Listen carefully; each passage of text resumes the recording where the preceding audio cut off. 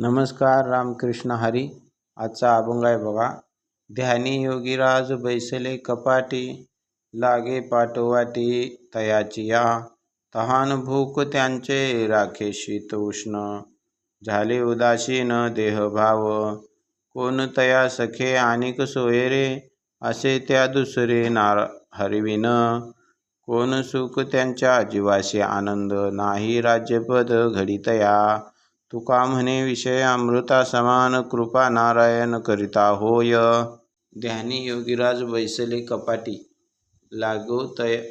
लागे पाठीवाटी तयाची या. त्यांच्या मागं पुढं सांभाळणारा त्यांना कोण असतो म्हणतात. म्हणजे डोंगर कपारीत हिमालयात जाऊन बसलेले साधू, समाजापासून लांब गेलेले असतात. हे साधू लोक घरदार सोडून गेलेले असतात. त्यांना भूक लागली, ऊन वारा या सगळ्यापासून संरक्षण.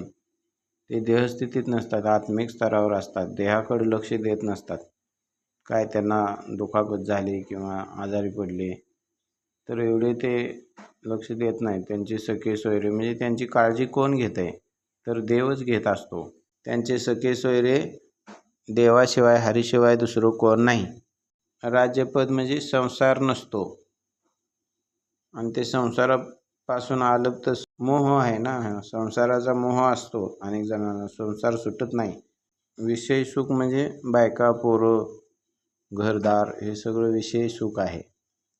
पण ते सगळं सोडून ही लोक त्यांचा भक्ती मार्ग करत असतात, ध्यान वगैरे करत असतात. कारण त्यांच्यावर ते सगळे हे करू शकतात, कारण त्यांच्यावर देवाची कृपा असते. असा हा अभंग आहे.